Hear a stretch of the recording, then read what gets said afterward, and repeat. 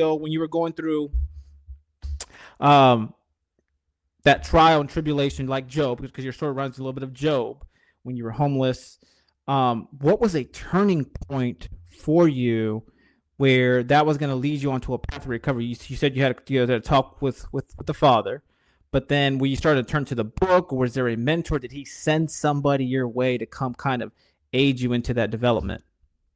There's 2 points of my walk in life with God that really changed my whole life. My son's mom at the time, she's my wife now, but my son's mom at the time, she was a Christian, and I wasn't. Let's just put it that way. I won't say what faith I was, but I was a big devote to La Santa Muerte because I was a broken person, and I believed that that's what helped. So I was there, and she invited me to church one time, and I didn't want to go. The pastor's getting ready to close the service, and he says, "Hey, I got this message for somebody in the crowd. He doesn't want to be here." And I'm like, "Oh, he must be talking to me." So he read scripture, Isaiah 6:8. The scripture says, "Then I heard the voice of the Father say, 'Who shall I send as my messenger?' And I replied, 'Here I am, send me.'"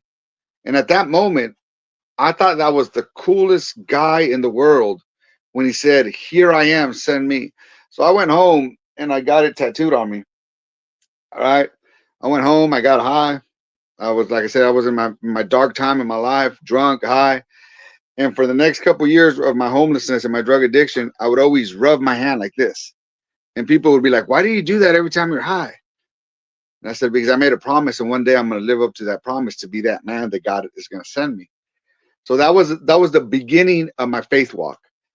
All those years in the middle, I made a promise that I would serve God, but I didn't. I remember walking to the altar and say, "God, if you protect my son, if you keep him from harm, from anything evil, I'll serve you." 3 months later, my son's mom gets up, disappears with my son for a whole year. And at that point, there was a point where I hated God because Christians would come to me, "Que Dios te bendiga," and "God bless you." And I would hit him with the water hose, throw rocks at him. And God asked me, he goes, "Why are you angry at me?" And I said, "Because you lied to me." And he says, "No, you asked me to protect him from evil, from harm. You were that evil and you were that harm, my addiction." So that opened up my eyes a lot. The point where I changed my whole life was when my daughter called me and goes, "Dad, aren't you a Christian?" And what did we say? "We've been to church once." "Oh, yeah, I'm a Christian." You know, I said, "Yeah." So she started asking me questions. And in those questions, I got on the prophet Google, and I would ask, "Hey, Google, what's this?" And I would answer my daughter every day for 6 months. We would talk about Jesus. I started going to church to be able to listen to the pastors preach, where I can go tell my daughter about God. One night she gets baptized. She says it's because her daddy led her to the Lord.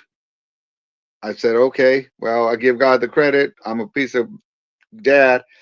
She texts me a week later because she was sick, and I didn't answer. I was in my addiction. The next morning, my ex-wife calls me and tells me that my daughter passed away that night. So after losing my daughter, I remember going back to homelessness for about 6 months and sitting at the side of a gas station. I remember crying out to God, says, "I'm tired. If you're real," which I knew he was real. I said, "If you're real, I give you full control of my life. Do with me what you want because I'm done with doing what I want to do." And that's the beginning of my walk. I've been sober now almost 11 years. So by the grace of God, never relapse. Give God the credit on that. And we've been working with food banks and everything else. But So that's where that's my life changed.